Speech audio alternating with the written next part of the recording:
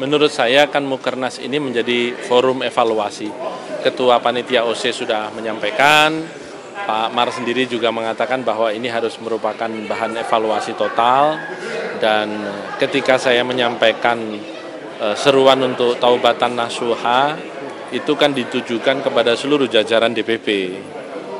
Kenapa? Karena memang baru kali ini dari 11 kali pemilu yang diikuti P3 tidak masuk ke Senayan. Untuk itu sebagai bahan evaluasi itu adalah kesediaan untuk secara kesatria menyampaikan permohonan maaf secara terbuka kepada seluruh kader P3 di Indonesia atas tidak masuknya untuk pertama kali P3 ke Senayan ini, dan tentunya menyediakan diri untuk secara ikhlas menyiapkan muktamar bagi hadirnya calon-calon pemimpin baru P3, baik dari dalam maupun dari luar. Sehingga memang apa yang dikatakan sebagai rejuvenasi tadi, yang dikatakan sebagai peremajaan, itu adalah kesediaan P3 untuk menerima bahkan calon-calon ketua umum yang berasal dari luar Partai Persatuan Pembangunan. Kita tidak bisa hanya berkutat berbicara P3 sebagai partai kader, namun kenyataannya P3 terus mengalami penurunan. Ini harus merupakan momentum introspeksi kepada seluruh kader partai. Mari kita membuka diri, dan saya mengundang kepada seluruh putra-putri terbaik bangsa untuk bersama-sama kita songsong muktamar yang akan diputuskan di Mukernas dan harapan kami di awal tahun 2025 nanti dengan pemimpin-pemimpin baru dan darah-darah segar putra-putri terbaik bangsa untuk memimpin partai ini. Terlalu lama sejarah partai ini untuk hanya sekedar terkubur, karena potensi untuk kenaikan itu masih sangat besar. Bayangkan suara P3 secara nasional untuk kabupaten kota itu masih 8 juta. Sementara suara RI-nya hanya 5,8 juta. Seluruh partai parlemen yang lain, suara RI-nya itu jauh lebih besar daripada suara kabupaten kota. Itu artinya apa? Ada kegagalan di level Dewan Pimpinan Pusat Partai yang harus menjadi bahan introspeksi, dan itu ditunjukkan dengan kesediaan secara kesatria mengakui dan membuka diri terhadap siapapun yang akan memimpin partai ini ke depan. Dengan membuka pihak eksternal untuk menjadi ketua umum gitu, bukankah harus membuka ADRT gitu atau seperti apa? Yang bukankah harus menjadi kader? Iya, sebagai partai Islam yang nggak boleh diubah itu kan hanya Al-Quran saja. Jadi kalau cuma ADRT diubah, itu adalah keharusan. Karena itu bahagian dari adaptasi P3 terhadap kebutuhan zaman, termasuk kebutuhan pemimpin baru.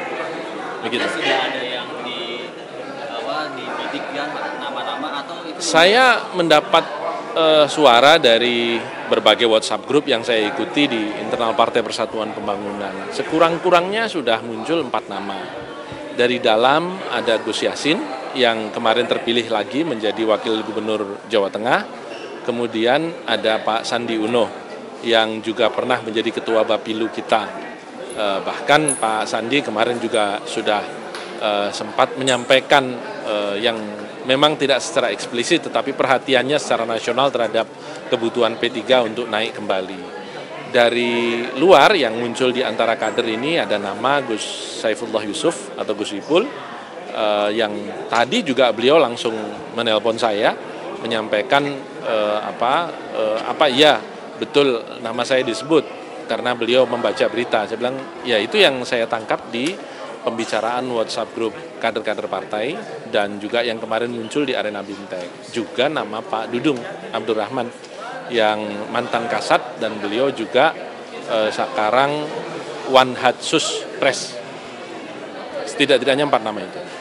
Mas, soal pertemuan Mas Romi dengan Pak Jokowi, kemudian disusul dengan Pak Sandiaga Uno dengan Pak Jokowi, apakah ini ada kaitannya dengan jelang muktamar ini, Mas?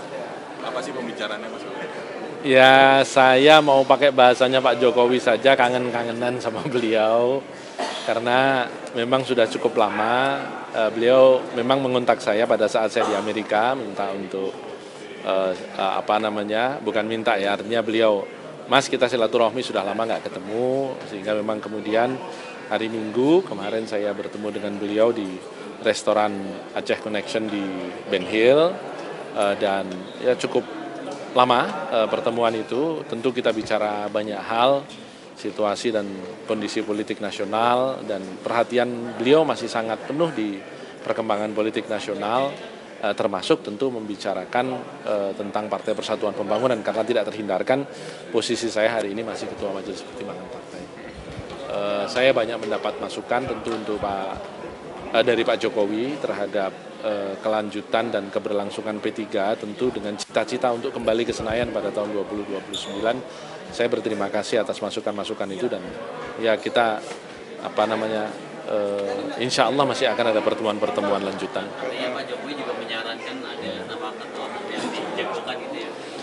Tidak ada nama yang disampaikan kepada beliau, tetapi memang beliau mendorong adanya penyegaran di tubuh Partai Persatuan Pembangunan yang terkait dengan kelesuan perolehan suara secara nasional kemarin.